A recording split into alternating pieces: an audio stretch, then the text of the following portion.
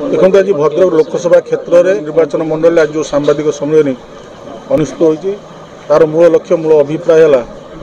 आगामी जो निर्वाचन आसूची निर्वाचन रे भारतीय जनता पार्टी आमर जी प्रधानमंत्री यशस्वी नरेंद्र मोदी नेतृत्व में भारत में जो विकास धारा जारी रही एवं प्रधानमंत्री जो संकल्प नहीं भारत को संपूर्ण विकसित राष्ट्र में परिणत करने ओडिशार अवदान आवश्यकता अच्छी से आज ये सांबादिक सम्मेलन विगत दिन मानक जो जनप्रतिनिधि शासक दल एठारे बहु भोट व्यवधान विजय प्राप्त करते आज पर्यंत केवल भद्रकवासी को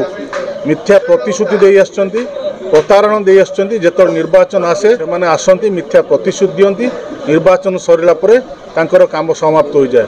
किंतु प्रधानमंत्री जहाँ कथारे कहती ताकती भद्रकवासी जो दीर्घ दिन जो मौलिक दाबी थिला वर्ष वर्ष धरी दीर्घ 15 वर्ष धरी जो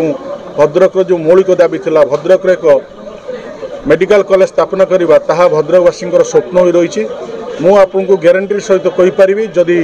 आमर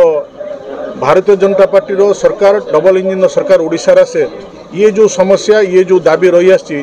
खूब शीघ्र ये दाबी भद्रकवासी पूरण हम तार कारण है आमर जी राज्य सभापति अच्छा सी भी भद्रक जिलूर प्रतिनिधित्व करती सी ओतप्रोत भाव भद्रकवासी समस्या सहित जड़ित सी अनुभव कर भद्रक एक मेडिकल कॉलेज सी अनुभव कर भद्रक महाविद्यालय को विश्वविद्यालय मान्यता प्रदान करने सी निश्चिंत कथा कम कहते काम अधिक करते आम मैंने समस्ते जानते तो प्रयास निश्चित भद्रकवासी जो दीर्घ दिन स्वप्न पूरा हे खाली से नुहे सी कहते ओडिशा रे जो चिटफंड रे गरीब दुखी कृषक मान जो पैसा हरी लुट होती सरकार आसबार 7 दिन भितर से पैसा समस्त पैसा फेरा हे एवं जो माने दोषी कार्यानुष्ठान ग्रहण कर गतकाली घोषणा होती राज्य तरफ जदि भारतीय जनता पार्टी सरकार ओडिशा आसे प्रत्येक माँ भौणी मानू 1000 टंका प्रदान करा यह कथा नुहे काम भारतीय जनता पार्टी काम विश्वास करे किंतु विजु जनता दल केवल निर्वाचन आसने मिथ्या प्रतिश्रुति लोक मानू भंडूर करते आपण माध्यम गोटे नवेदन रहा मैंने लोक मानू सचेतन करूँ लोक मान जो